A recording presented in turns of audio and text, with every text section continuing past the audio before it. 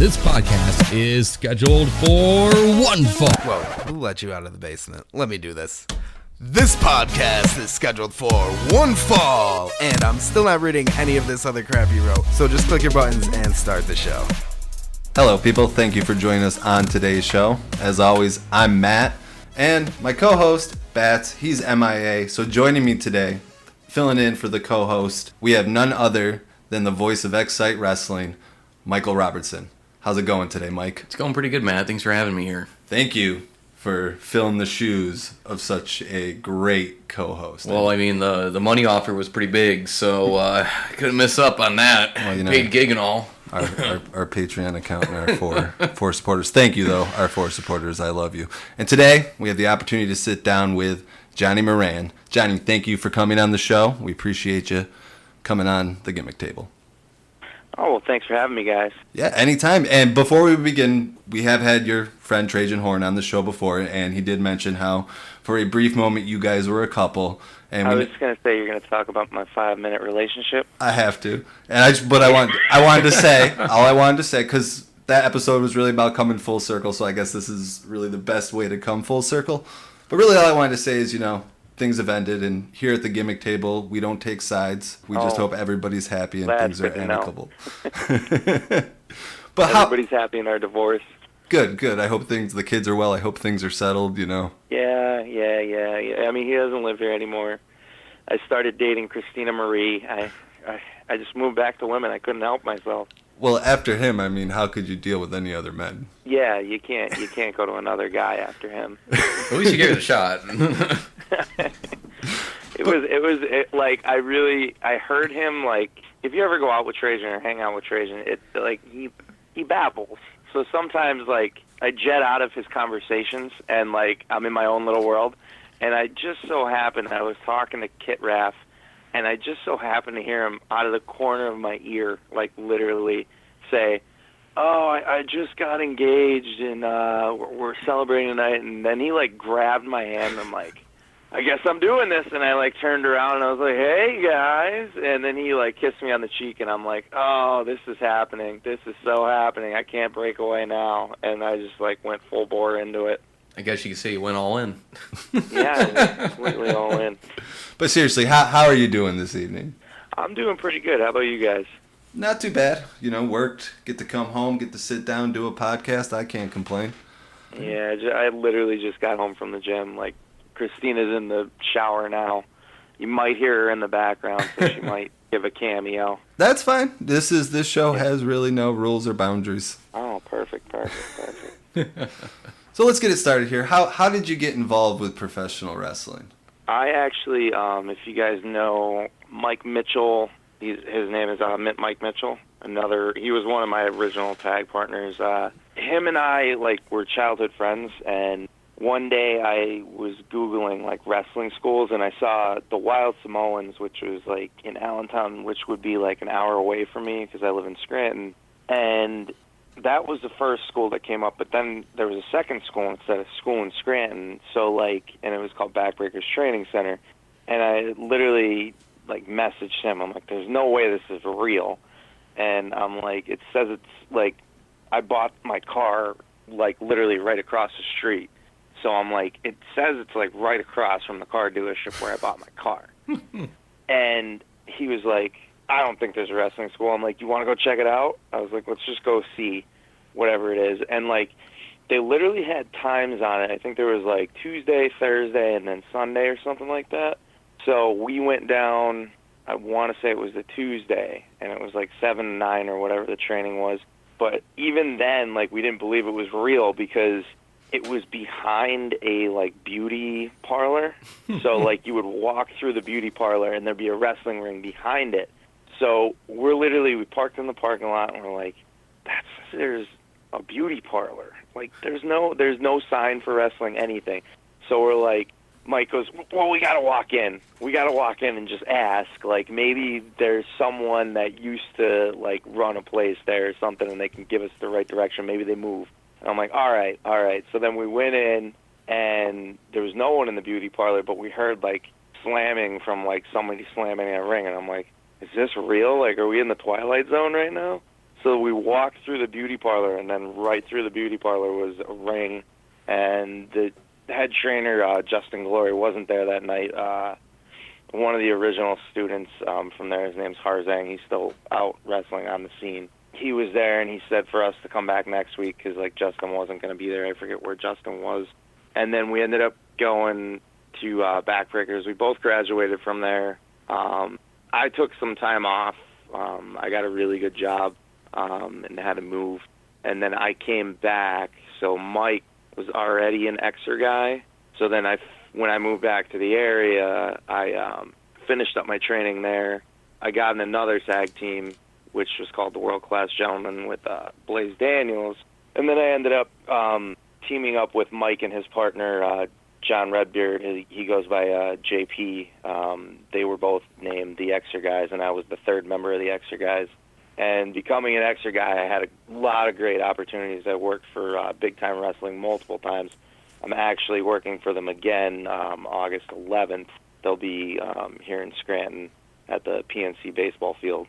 But I had great experience. Like, we got to wrestle Rock and Roll Express, Scotty Too Hottie, and Gangrel, the Patriot. We wrestled down. We stayed at Luke Gallows' house, and we wrestled Luke Gallows and Mike Knox. I mean, we got, like, through that team, we got a lot of great experiences, but, like, now I'm kind of doing my own solo thing. Mike is slowing down his wrestling, got a house and got married, and JP is pretty much out of the business. Like, he may do like one show or two shows. Mike's last show probably going to be that show at the PNC field for Big Time Wrestling. No kidding. So let's go back a little bit. First of all, you're going to this beauty parlor, and what's up with, training facilities being in the most shady places, right? Oh, I don't know. And like that, like the first night we met Justin, like me and Mike, like before we walked in there to meet him, like me and Mike were like outside, and we're like, listen, we're not signing anything, we're not agreeing to anything.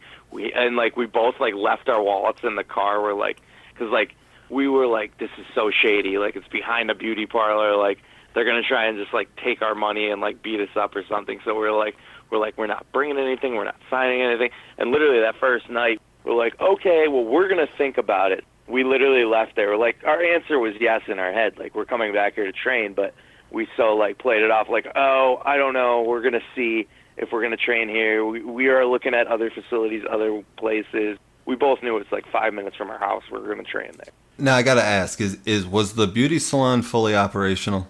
Oh yeah, no, like All right. were like, it was a wrestling school behind it at night. Like, that was, I guess, like the deal they had.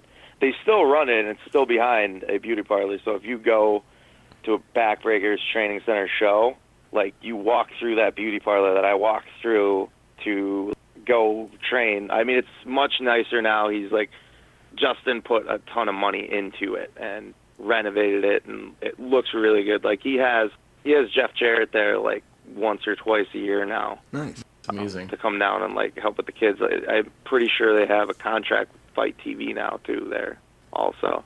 That's awesome. It's not an abandoned parlor or high school or something, so that's awesome that they renovated it and they turned it around to something awesome for people to come in and train and follow their dreams. And Yeah. you can get your nails did.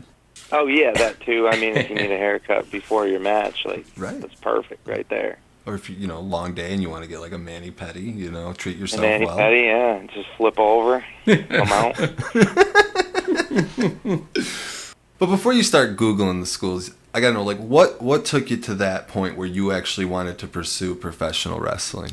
I actually was, I did amateur wrestling in college, but I did bodybuilding after college because I wanted to keep doing amateur wrestling, but it's not something that I mean, you can do, they're called shooter tournaments, and you could go in, but I did one, and I ended up getting put against two coaches, and I just got my butt whooped. And I was like, yeah, this is probably not the best thing for me. And even when I did amateur wrestling in college, my end goal is I just want to actually do pro wrestling. I have no desire to do MMA or be an MMA person. I tried boxing, I tried judo, I've done all those things, but like I wasn't really in love with it. I was really in love with wrestling, like pro wrestling. And I just one day I just got done with my my first bodybuilding competition. I just remember I was just like you know what, like I gotta see if there's like schools or something that I can like still do bodybuilding and then pursue the wrestling, because I felt like, and I tell everyone that, like you gotta have the body to look like a wrestler. Like I hate when people like come into a locker room and they go out there and they're wearing the t-shirt and they don't look like they're in shape. They don't look athletic. Like that's something that always irks me. Like when I see like people on the indies like that. When I like was in shape with the bodybuilding, I was like, okay, like I'm in shape, so I just got to find a school and I'll like walk in there and I'll be like, you know, you get that in your head. You're like, I'm going to be world champion as soon as I walk in this training center. But after I was done doing that competition, I just was like, you know what, I'm going to do it. I'm just going to take this chance and do it. I got to find one. I knew the Wild Samoans was in Allentown. Like I knew that since I was like probably 16. I just didn't want to have to do the hour drive there and back to train, because I knew training was going to be like, you're going to have to train like 3 times a week to get that. So I knew like there's no way I could afford, especially like when I was in like getting out of college, like I was working at a YMCA. I had 3 jobs at that point. I was working at a YMCA, I was a bouncer, and I worked with kids with autism. So like I knew I did not have the 2-hour drive plus whatever training was going to be, and then to keep myself in shape, like to get to the gym, because I usually am in a gym for like 2 hours every night. That's grueling too, you know. Yeah, so that's what I mean. Like I just knew physically I did not have like the time in the day to do it. So I knew I needed to find a closer school than Allentown, but I just lucked out and there was a school 5 minutes away from me. Like that was pure luck. So the one thing I wanted to ask, you know, when you start training, one of the things that figures out if you want to be, in professional wrestling is the first bump. What was it like for you when you took your first bump, and what made you realize that you wanted to keep doing this? My first bump, some people like bumping, and then some people hate bumping. My first bump, I was just like, all right, how do I do this again? Like, obviously, like, my footing wasn't proper or anything like that yet, but, like, I took that first bump and I got right back up, and I was like, was that, like, I took a good snap bump, and I, like, spun the right way and, like, stared Justin, like, right in the eye, and I was like, was that okay? And he was like, yeah, could you do that exactly how you just did that again? Because, like, I spun up on my right arm, because I've been watching it my whole life.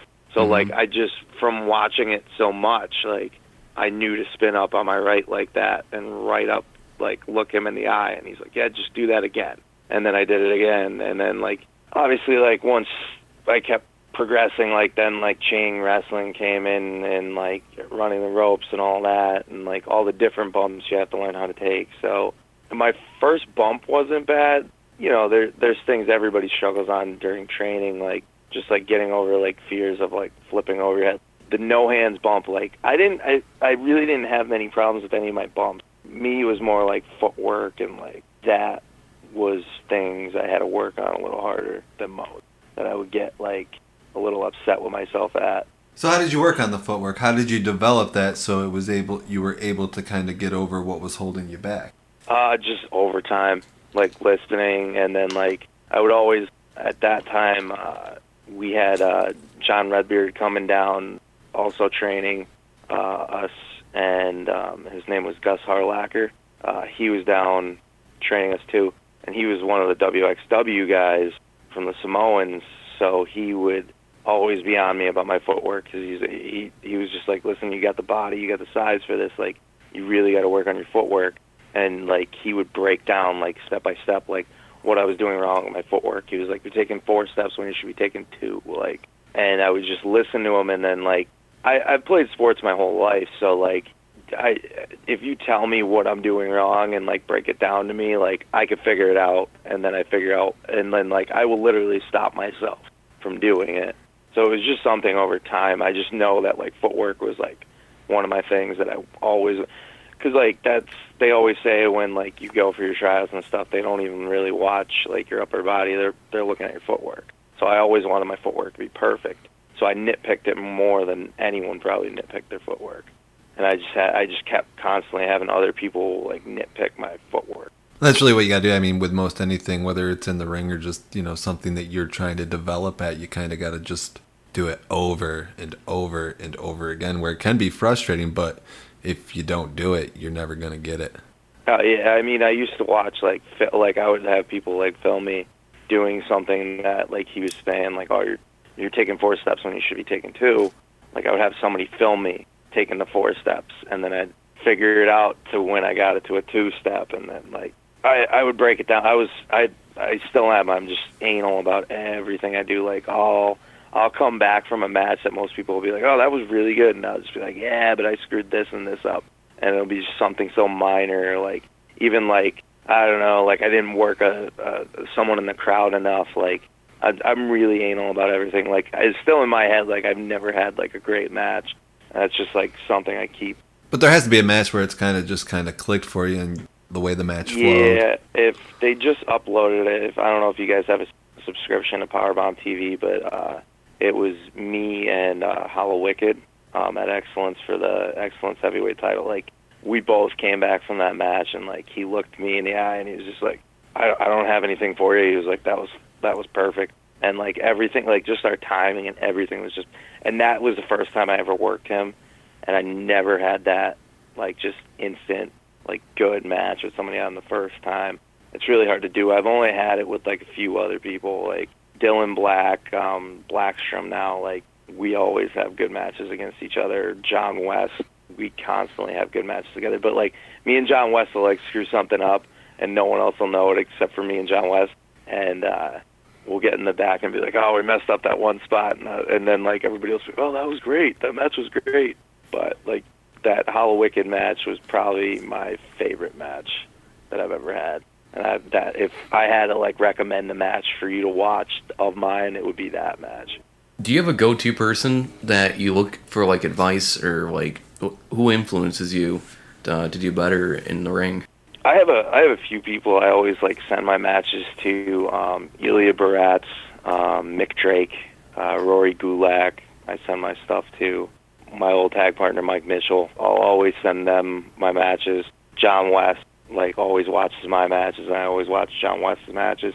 I like to get a bunch of different perspectives, because Mike might tell me, like, you need to slow down, where Mick will tell me, like, hey, like, you need something, like, more to interact with the fans. Like, I like to hear everybody's perspective on it, because you're getting all different perspectives and you're getting all different things.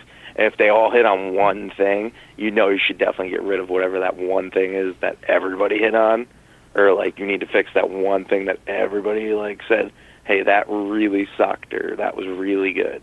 Oh, yeah, because that's what I was going to say is, you have all these different perceptions coming in. Kind of how do you filter through them and kind of take away from them? So you kind of look at what everybody's coming back with similar, say, okay, this is something I need to improve on, or this is something everybody loves. If it's something similar, like if they all say, hey, this was awful, then you'll never see me do that ever again. But usually it's, like, something different from each one of them. Like somebody will give me something with the crowd, or, like, work the fans more. You missed the moment here. You could have done this. Like, when I get opinions from Mike will say a lot. Like, he'll always say, like, you could have done this, this, this, and this. Like, he'll give me different scenarios I could have done, and I'll be like, oh, shit, why didn't I think of that? As where some other people will just be like, that was good, but maybe try this next time. So, like, you just got to know who to ask, too. Like, you got to make sure that everyone you're asking has, like, experience, and, like, you can watch their matches and be like, oh, man, that's really good what they do. And it seems you also have the ability, and it's probably due to being in athletics for so long, it's just to be able to handle criticism really well and in a constructive manner, which is important because, unfortunately, some people can't take criticism, if it means they'll get better by just following a little direction. No, 100%. So after I was done and I graduated from Backbreakers Training Center, I seeked out more training. So then I went to John Trotsky. He runs the Sanctuary. He originally was training me to wrestle. Now he's trying to get me into the movie business and doing stunts. But he is brutal on people. And, like, I'm used to that from like wrestling coaches, like bodybuilding coaches I've had. Like some days I'll walk in there and he'll just look at me and go, "Wow, you're just so fat. Like, what is wrong with you?" And like then he'll like watch my match and be like, "This is just garbage." Like, and then he'll like go through a why it's garbage, but like he comes off as super rude to people, and some people like cannot take it. I've been there where he's like literally called people fat to their face and like they've never come back again. He's like old school like that, where like I know like he doesn't mean it to be like a jerk. It's just how he was trained, and like I'm just more used to like the rougher kind of criticism, and like I know if he didn't care, he wouldn't like go out of his way to like give me criticism. He's tough, but you got to be able to take that and keep moving. It's that tough love, you know. It's like when you got that friend and you're just like, you see him doing something and you want him to stop, and you're just literally being an asshole to him because you're like, "Hey, dude, you're being a fucking idiot right now. I need you to chill out, calm down, get with the program. Let's go." Like a lot of people, like they'll like when he watches their matches and stuff, like he'll be like, "This is god awful," and like this, and then they'll feel like crap, and then I'll look at them and I'll be like, "Listen, if he didn't do that and he was just like, oh, you had a good match, that means he doesn't give a shit about you. Right. Like, that means he doesn't care. Like, if he rips you apart, he cares about you and he wants you to be better. If he didn't care about you, he'd just say, oh, no, that was good." And then he would have never talked to you again and you'd never be here again. Exactly. He's invested in you. Yeah. So I get that. Yeah, exactly. And with sports, like I remember, you know, coaches are tough. Like, you know, yeah. I mean, maybe not nowadays, but like I'm a little older, Yeah. so back in my day, Yeah, playing I'm 29, sports, so like I had some rough coaches. yeah, we might be like that last generation before everybody got a trophy. Yeah, yeah, exactly. I want a podcasting trophy now, Oh, and I'm gonna give it to myself. With a sticker and everything. I'm gonna start like my own wrestling podcast like committee that gives out awards, and I'm just gonna give myself wrestling all the podcast awards. about a wrestling podcast. You win every year. I wanted to ask, so, you know, we talked about the first bump earlier. What was it like, your first match, and how did you actually get into your first match, and what was the process like? Actually, my first match, I don't know if you guys know who all that Keita Murray is. My trainer was, like, holding off because I was supposed to have my first match against Mike, but Mike was living in Virginia at the time, so, like, he couldn't get back to Scranton to, like, actually give me my first match. So Keita Murray went up to Justin and was like, why aren't we doing anything with Johnny? Like, he's, like, ready to have a match, and my trainer was like, well, he wanted to have his first match against Mike or whatever. And then I like, heard them talking about me, so I, like, came over and I was like, hey, if I can debut, like, I don't care about that first match with Mike. Like, I'll wrestle Mike somewhere else some other time. I want to debut. I'm sitting here itching. Like, I'm having matches at training. Like, I'm like, you won't let me ref because you said I'm bigger than everybody. I'm like, I can't announce. Like, I got to do something. I'm gonna snap. I'm like, I can only stay at the door and sell tickets for so long. Mm-hmm. Like, I'm ready to go insane. I'm like, I'll do whatever. And then the first thing I did, I came out and I, like, powerbombed Kit Raff and Keita Murray, and then my old tag partner, Blaze Daniels, like, introduced me as the man Johnny Moran, and then we did a tag team match against Keita and Jesse the next month. But we, like, that was, like, so scripted, A to Z. Like, we rehearsed it at training, like, 45 times. Like, that match, like, we could have done in our sleep. We did it so many times. That's how we got ready for that match. But, like, after that, we had a lot more freedom, and, like, but we wrestled each other at every promotion, like, everywhere, just because, like, promoters were like, oh, no, you guys put on a decent match for only having a couple matches. And we were like, yeah, it's because we only had a couple matches against each other. Like, we didn't wrestle other people until, like, 5 months into us actually, like, wrestling. Like, we wrestled each other literally, like, everywhere. So what's it like when you actually get into the ring with somebody for the first time that you've never been in the ring with before? Well, I trained with them, so it was a little easier for me. When I started doing other matches with, like, other people that I didn't train with, like, that was, like, a big thing for me at first. Like, I had huge, like, I was super nervous.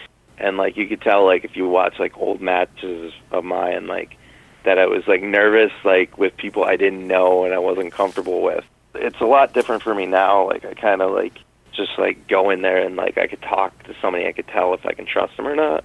But when I first started, like, I was just super nervous that, like, anyone I didn't train with or anyone I didn't know, like, I would kind of panic. And it's really scary when, like, you think about it, because, like, this person's, like, you have to trust them to, like, not kill you. Right. Mm-hmm. So how do you get over that? How do you go from, like, kind of having that fear to kind of getting to a point where you are comfortable trusting the person across the ring from you? I literally now I would say that, like, how I got over it was, like, I would just start having, like, conversations with my opponent, like, before a show. And, like, if I was like, all right, this person's, like, chill, this person's cool, like, I can feed off of this person, like, they have to be, like, decent in the ring. That's how I started getting over it. And then, like, after a while, you start, like, seeing the same people around, and you run into the same people, and you kind of see their, like, movesets, and, like, you watch what they do with other people. And then, like, sometimes you'll watch their matches, and they'll ask if, like, you watched it, and then you could tell, like, that person would be like, oh, yeah, but, like, if you did that with me, like, we could do something else here. And, like, you throw a spot by them, and they're like, holy crap, like, that'd be awesome. Like, we got to work sometime. So, like, you just start getting more and more comfortable because you start seeing the same people. And, like, you start seeing people on, like, social media even, and, like, following them there. And you just get more comfortable over time. Like, I've been wrestling for a little over 3 years now. I've seen pretty much everyone that's in, like, the Northeast area. And I've been down south on bigger promotions down south. So, like, I've seen, like, all the bigger guys down south. You know, you're saying you have to get used to be able to trust people. Has there anybody that stood out to you, being able to trust them and being able to have, like, you know, to work with them basically and have good matches? I would say John West. I remember watching, like, the first couple matches I saw, like, he was in, like, a tag team, and they weren't really doing anything with him. And I remember seeing him, and I'm like, that kid's, like, super athletic. And then there was just one show where he ended up, his partner didn't come, and I was like, yo, I want to work that kid. And, like, I didn't know if he was going to be good or not, but then we got in the ring, and I just was like, holy crap, like, this kid is really good. And at that point, like, I remember telling Mike, I was like, this kid just needs someone to guide him right now, and he's going to be great. And, like, now he's, like, he doesn't need anyone to guide him, but, like, he's fantastic. The kid's, like, stupid athletic, can jump, like, insanely high just from standing. No kidding. And I believe you actually had a match pretty recently with one of our former guests, Pat Sawyer. Oh, yeah. I wrestled Pat 3 times PBW? now. Yeah, probably 3 times now. And how did that go with Pat? Pat's real good. I like Pat. He's a big man, so, like, it's a lot of me getting bumped around, you know? So what's that like? Because, like you said earlier, you know, you're bigger than the refs. And then I run into him, right? Yeah. You know, you can't be a ref because you're too big, and then now you're the little guy. So what's that like when the kind of the role? I like that situation because I get to show that, like, I can move, and, like, I have to, like, do different things because I'm not lifting him, like, you know what I mean? Like, that would be silly because, like, no one believes that. Mm-hmm. So, like, he might get, like, my finisher that I put someone on my shoulders. I have my, like, Super Cena moment, and then that's it. But, like, wrestling someone like Pat, like, yeah, Pat's younger in the business, and I kind of like that because, like, I can help him on, you know, like, I'll just tell him, like, you know, like, I remember, like, the last match, I'm like, just beat the crap out of me, man. Like, you know what to do. Like, and, like, he looked at me and laughed. He's like, I love you, man. I'm like, I love you too. Let's go. Come on. You talked about technique and stuff. The biggest emphasis now with wrestling is psychology. You know, how did you end up learning psychology? Because that's a pretty hard thing to just learn in, you know, a training center. I didn't learn that in the training center. That is from all those brains that I told you I picked from before. Just getting ripped apart by all those people. All my trainer John Trotsky, like, he'll just destroy anyone and anything. Like, and you got to have those people that are going to rip apart your psychology. Because if you don't, then you start to look stupid. Like, you can do 1,000 flips, but it doesn't mean anything if there's no emotion behind it. I mean, I know there's people that really just like the athletic match, but if you have a match with a story and everybody's invested in it and they're just hanging on to every single thing, and then you put a little athleticism in it, like, those are the best matches, you know? Yeah, I mean, you have to feel the match to really relate to what's going on in the ring, especially, you know, whether it's the commentator painting the picture or whether you're seeing the facial expressions, especially on the wrestlers. That makes it, you know, obviously more believable, and, you know, that makes wrestling more fun for fans. And yeah, I mean, commentary is a huge part too. Like, commentary, especially on the indies, could like really kill a match. You know, like, all right, you may have a greener wrestler in the match, but like, I hate when commentators are like, whoa, they messed up that one. Like, why even say that? Just make something up. Be like, oh, he really crushed him on that. Make that move go over. Because, like, a lot of indie promotions will let, like, I don't know, just let people, like, freely talk about a botch in the ring, and I can't stand that.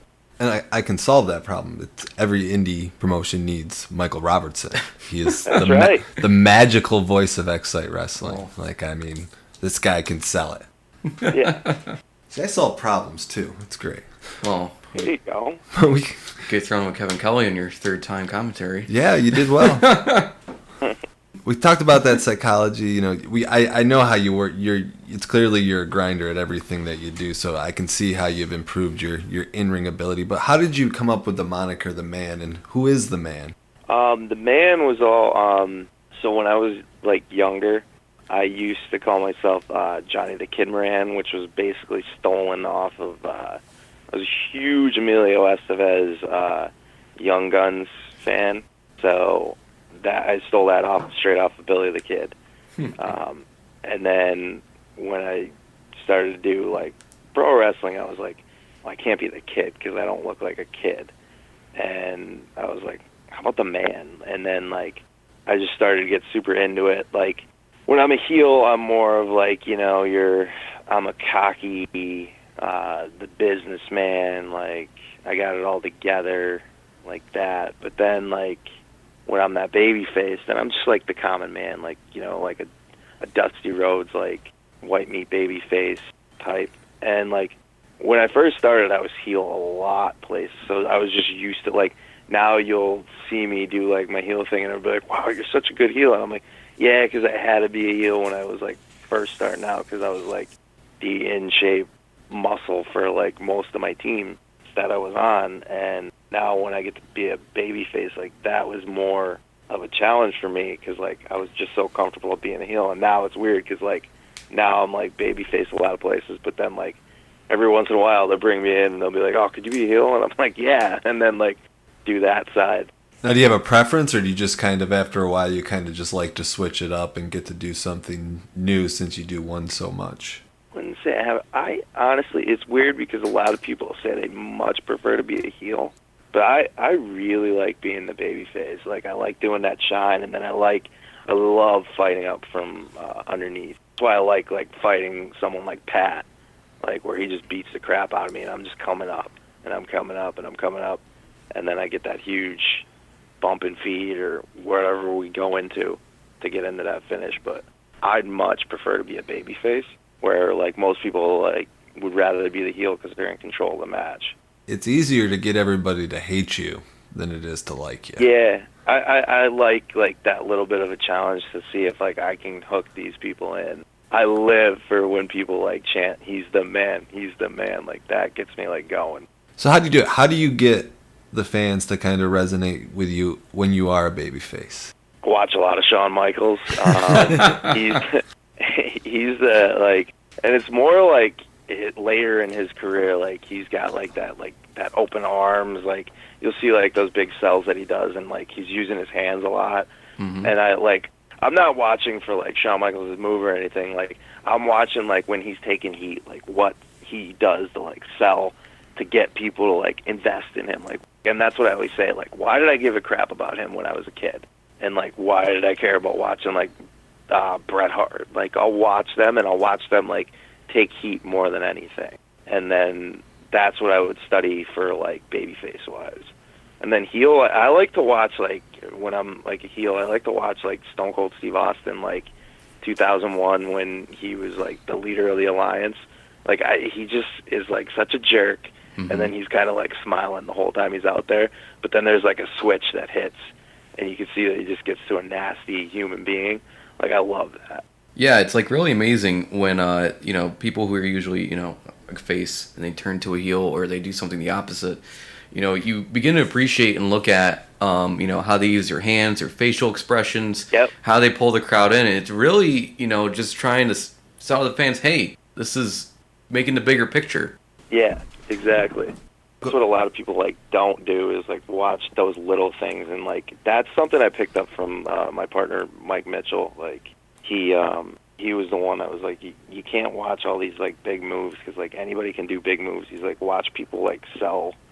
And, like, watch people, like, take heat, and, like, when they put the heat on, like watch those things, and not so much, like, the entire match. And I'm like, okay. And then I started doing that, and I saw, like, now I, like, completely see what he means. Like, when I first, like, heard him say something like that, I'm like, you're out of your mind. Like, why wouldn't I watch the whole match? And now, like, I see why.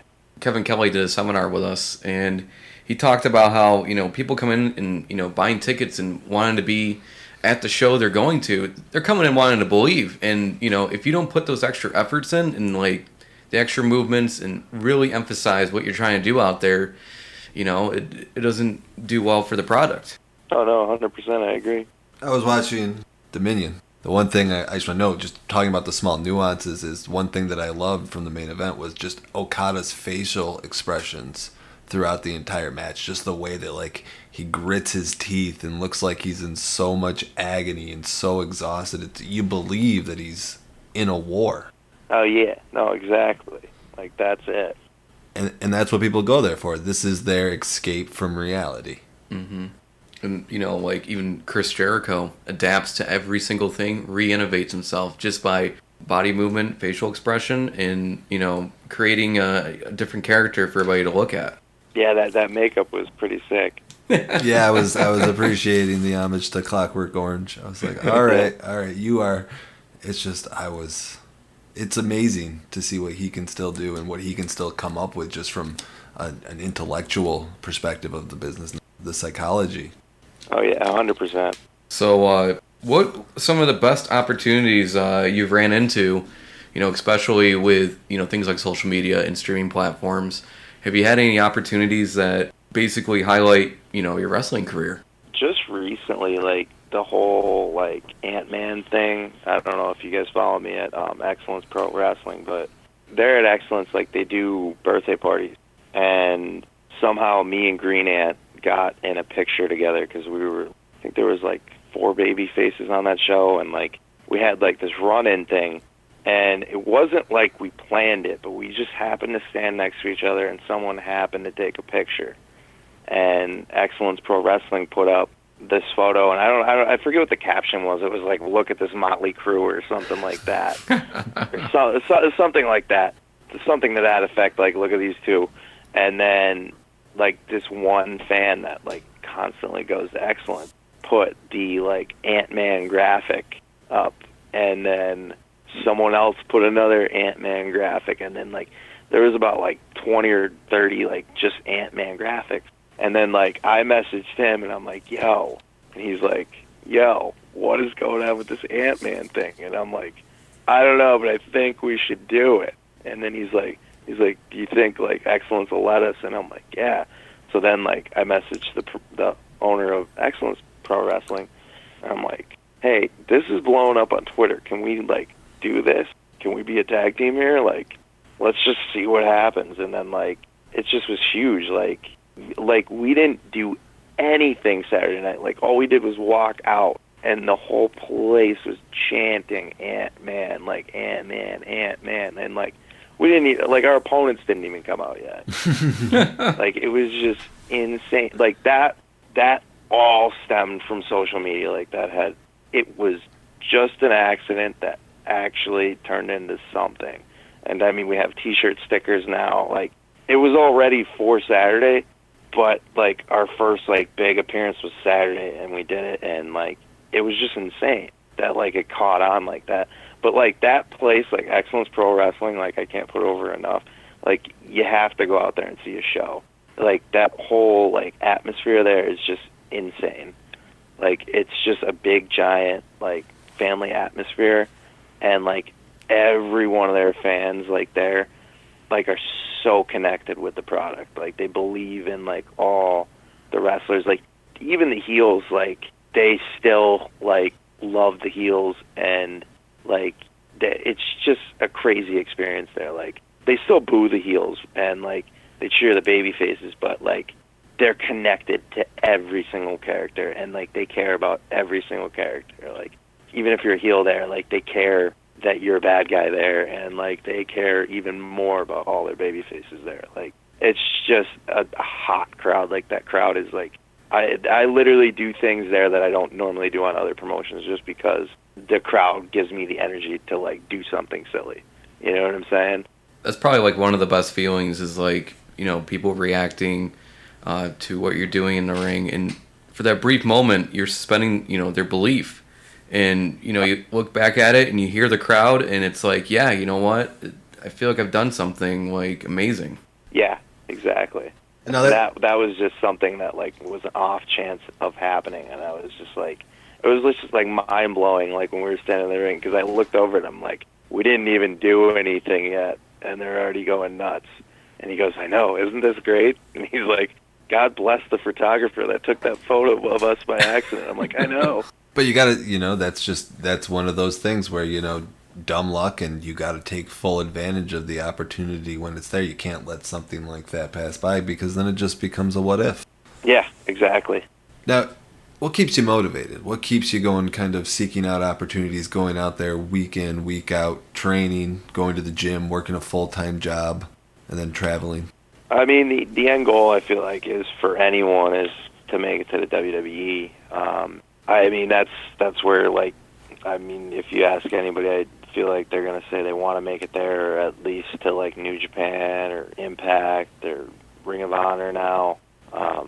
Like, the bigger federations, like, that's where everybody wants to make it. Like, for me, it's always been the WWE, and it always will be the WWE.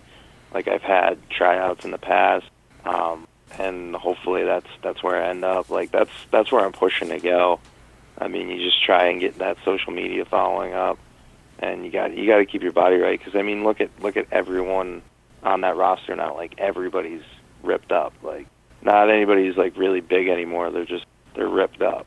I mean, yeah, you have like Strowman, which is huge, but like everybody else is literally just ripped up.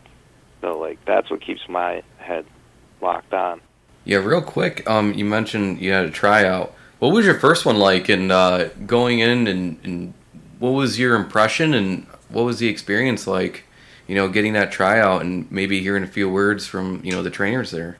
Thank God I met Mick Drake there, because if I didn't, I probably wouldn't be ever getting a call back, because I literally knew nothing. Like, I was 3 months in.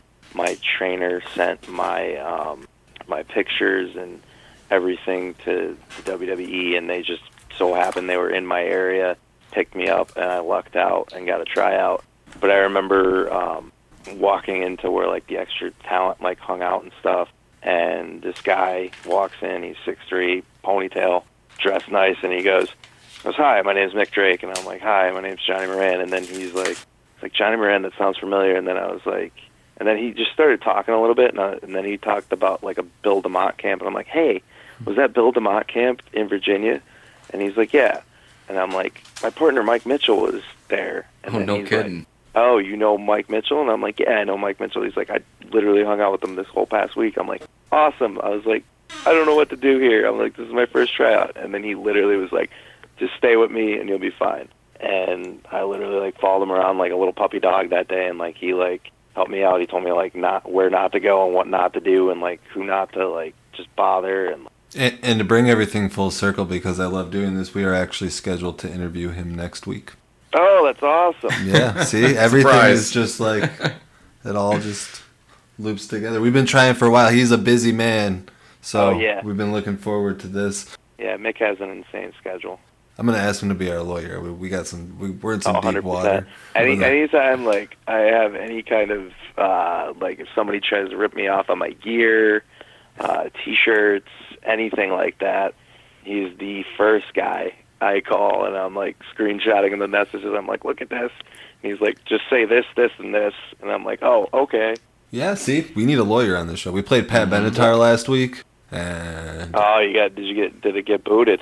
no, because we don't put it on like things that would like it's not on YouTube live or anything, so and they could take it down because we're on iTunes, and we talked over it, so it was social commentary.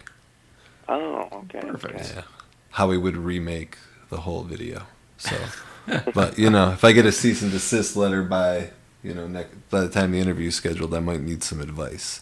Yeah, yeah. So we kind of talked about like how you resonate with the fans, but I also want to know like what do you do when you go to a place where nobody knows who you are, or you're that fresh face? How do you kind of new promotion? How do you kind of get in with everybody, and how do you get over with the fans? Well, that's always like your toughest job. So I like to hopefully I'm not the first match. Hopefully, if it's the first time I'm there, I always hope for like, especially when you're first time you're there, I always want to be match 4. So match 1, 2, and 3, I could see what they're buying, what they're into. Like, is this a crowd that likes straight up wrestling? Do they like the comedy? Do they like brawling? Like, do they like you going outside? Like, I could see all that. And then, most importantly, they'll see me right before intermission. So I can roll out of that ring and go right over my table. 9 times out of 10, if you are on the second half, it's your first time being there, they're not buying a T-shirt because they have no idea who you are. They don't know what you're about, and they're not going to come over and buy a T-shirt or an 8x10 or a sticker or whatever you're selling that day. What I do is pray to God on match 4 or try and beg the promoter to put me at match 4 just so I could see what else is going on. Like, just recently I worked at NTW, and that was my first time there. I think I was match 2, and I asked the promoter, is there any way I can get match 4? And he had no problem with it, so I got moved to match 4, and I did exactly what I just told you. Like, I watched the first 3 matches. I was working Stan Styles, so I knew I was safe in his hands, and I knew we could, like, practically just call the match in the ring. And, like, I asked him, I was like, is there anything, like, definitely you want to do? He told me what he wanted to do, and then we literally called the rest in the ring, but I watched the first 3 matches, and I saw what they were buying and what they weren't buying, and I could tell, like, they were more of, like, a brawl comedy crowd, so that's what we did. We brawled, and we had a lot of comedy in the match. So, working for different promotions, you probably had different environments and different, venues and stuff like that. You don't have to say any names, but like, what were some of the best experiences and weirdest experiences you had, in your career wrestling? Best experiences, like, I would have to say, I wrestled for Wrestle America. It was for Luke Gallows, and he really liked the extra guys when he saw us when he was up here, like in the Northeast, on like kind of like a mini like tour, I would say. And he really became good friends with John Redbeard. So, like, him and Redbeard, like, constantly talked on the internet, and he told us, it was, like, the week before Christmas, I want to say. We went down there, and he was running a show Thursday night in North Carolina. It was at a bar. Friday night, it was, like, a renovated strip club, and it was another bar, and that was in South Carolina. And then Saturday, when it was, like, in a big gym, basically big gym like that I perform in front of at like PPW, like that. It looked exactly like PPW in Georgia. So I got like the full experience because it was funny because like I was like joking with my friends, like I'm like, yo, I'm wrestling in a bar tonight, and they're like, how does a wrestling ring fit in a bar? And I was like, well, it's too long to explain right now, like texting wise. I'm like, I'll tell you when I get home. But like they don't know, my friends like that don't like follow wrestling or anything, they don't know what a low boy ring is, like that's low off the ground.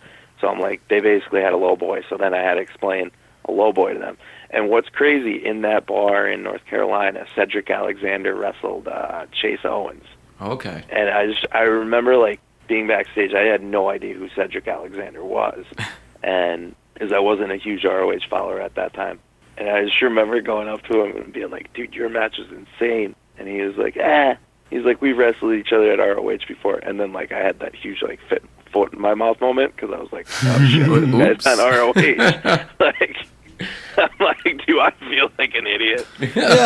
But he was cool. Like, we, like, hung out and, like, talked for, like, the rest of the night. And then he asked me how, like, green I was in the business and all that. And, like, he was like, oh, it's awesome, man. Like, just keep going. And he's like, you're doing the best thing you could do is, like, plug away and, like, go to different areas. Super nice guy. And then Luke Gallows is a saint, and Mike Knox, another guy, saint. Like, they literally, Luke let us stay at his house. Like, Luke Gallows had us staying at his house. Like, hands down, this is, like, my best experience. Like, I stayed at his house Friday, Saturday night. Like, he told us we could have stayed, like, the whole next week. Like, just super nice guy. As literally, I hope as much success as he could possibly get. There's not one bad thing I could say about that guy. That's good, man. It looks like you really kind of take advantage of everything that comes your way, kind of get as much experience as you can, take away from all those perspectives. What do you think the most important thing that you've learned so far, though, is? Most important thing I think I learned is the psychology and, like, making sense of stuff. Because there's a lot of times, like, I'll watch a match and I'm like, that literally made no sense. Like, nobody even gave a crap about it. Like, and if you don't have people giving a crap about your match, like, even if you have a bad match and you're not doing, like, a bunch of stuff, or, like, you're not doing strong style or whatever it is that people are doing, like, right there, right now, if you don't get them to care in the audience, they're not going to come back, and the promoter's not going to have you back. So, like, the psychology, like, I always like to pull away is getting people to give a crap why I'm either taking heat or give a crap on the person that I'm giving the heat to if I'm the heel. So psychology is the biggest thing I picked up. I mean, I'm not going to lie to you. I'm sure there's other people that have better psychology than I do, but the psychology that I've picked up so far is the best thing I possibly have picked up. And it's important, like you said, you got to make sure people are coming back and want to see you again. It's all about building that brand. And speaking of brands, how do people get a hold of you on social media, give you a follow? On Instagram, it's The Man Johnny Moran. On Facebook, I have a like page, The Man Johnny Moran. And then Twitter is the only one that's a little different. It's just Johnny Moran and then the underscore. All right, and when can we see you in the ring again? Actually, this weekend I'll be at ECWA. I'm just going to support Christina. I'm not going to be on the show, but you should all go out and support her. The only issue with that is that this won't air till Monday, so... Oh, all right. So there you go. It's okay. For the rest of this month, I'm kind of off, but next month I'll be at Excellence, also PPW. Excellence and PPW are running on the same day. It's July 21st. There's WrestleSphere I'll be on July 15th, and Outbreak Wrestling July 22nd. All right. Everybody, go check that out if you're around there. Or go on a road trip, because road trips are fun. Now, I'm going to take over the part of the show that my normal co-host normally handles. And thank you for making this easy for me by mentioning Young Guns. But this is the part where we unhinge the gimmick table and we ask you a couple silly questions.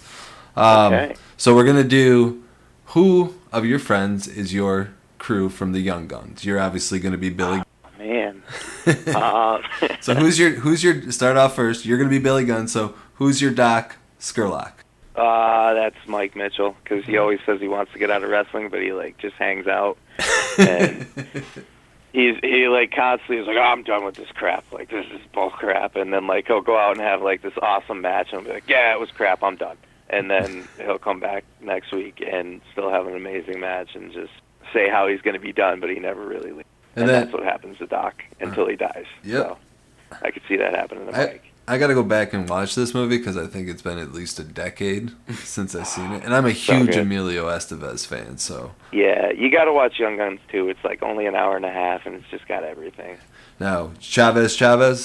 Yes, Chavez. Probably Mick Drake. I'll give Mick Drake Chavez. All right, I'm going to say, make sure you listen so we can discuss why you're Chavez on next week's episode. And you're Dick Brewer. That's Charlie Sheen, but obviously we're not going to base it on the actor, but the character that he played when he was a much more stable man. Yeah. See, like, I surround myself with, like, goofy people. Everybody I surround myself with isn't as serious as that character, and I'm trying to think of anyone that, like, could even possibly... All right, Billy Walker would be that for me. He's probably the most serious, non-joking guy I know. Those are the best people to try to joke with, though. Yeah. Because when you can get them to laugh, it's like the greatest feeling in the world. Oh, yeah. It's like, 100%. I won. Yeah. I've cracked him. All right, what about your Dirty Steve Stevens? Dirty Steve Stevens? Clay Drasher, because his gear is disgusting. And your Charlie Board. Did I say that? I don't know. Charlie Board. Ilya Baratz. All right. You can stop me when we get into like characters that you're like, yeah, dude, they're not important. Yeah, right. John Tunstall. Or if we get into the villains. Oh, John Tunstall. He's like the guy that owns the farm, so I would have to say John Trotsky. And L.G. Murphy. I don't even know who L.G. Murphy is. I think we went too far. We've gone too far. One step too far. Well, Johnny, thank you so much for this interview tonight. It was an absolute pleasure. Yeah, thanks for coming. Oh, no, thank you for having me, guys.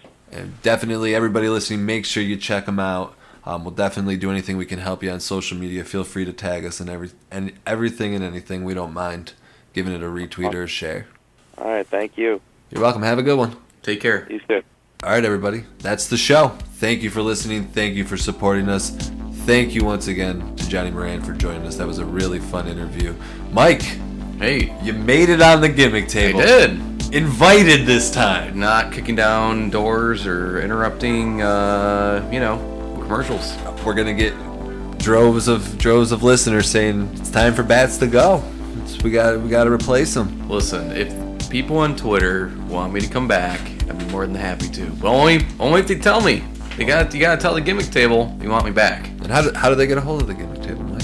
Well, you can follow them on Twitter with the _gimmick_table. Well, it's at _table. Well, you see... You put an underscore.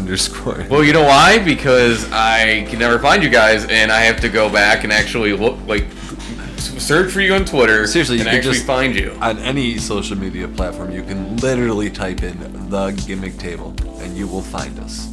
You can also find us on iTunes that way, GooglePlay, Stitcher, YouTube, wherever you get your podcasting fix from. And we have a website, gimmictablepod.com. What's a podcasting fix? It's like your drug fix. What are we fixing? No, it's like you got to get your dose of podcast. You got to listen. Because without this show, you just couldn't go on. I think you just made a new term. Yeah, podcasting fix. I'm coining it. It's trademarked. We have a website, gimmictablepod.com. You can find all our merchandise, episode archive, cover art. We have a Patreon. Help us get some money. We are going to start releasing episodes for the Patreon early. Ooh. Don't know exactly what early time. access. Early access. Don't know what time exactly they're going to be coming out. Unorganized early access. But it will be before 9 a.m. on Monday mornings. It may be 8:30 at sometimes, but hey, you're still getting it 30 minutes early. And that only costs you $1. Plus, once we get 100 Patreons or patrons, whatever you want to call them. When you start handing out contests and stuff. We have a contest going on. Oh, you have one? Yeah, we're giving away an autograph. You didn't tell me about it. We have a contest right now. You can win a autograph photo of Cody Rhodes. Oh, you can? Yeah. 8x10, all right? Only we got 8x10. That. And not any bigger. That's for our grand prize winner. They also get a copy of a wicked sweet comic book called Invasion from Planet WrestleTopia. So we're giving actually 5 copies away of that. So the grand prize winner gets the autograph. Physical or digital? Physical. Ooh. They get the comic book, and then 4 other people just get the comic book. All you gotta do is go to gimmictablepod.com/contest. Follow the entry details. Easy to enter. You got through the rest of the month to join.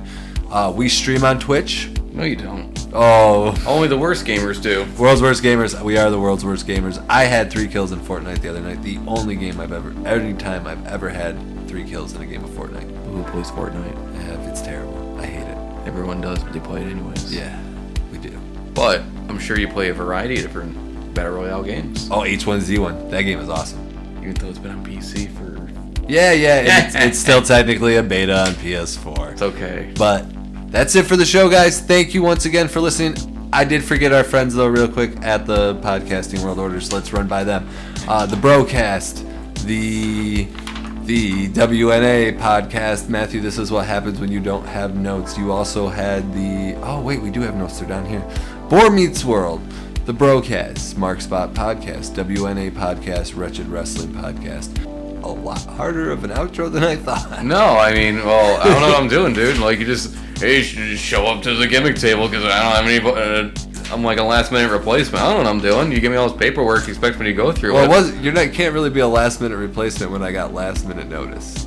Well, you gave me a last-minute... All right, that's the show. Mike will be back. If you guys want him to, we want him back. Thank you for tuning in. This is where you say see ya. All right, well, let's plan that. You gotta say see ya. See ya.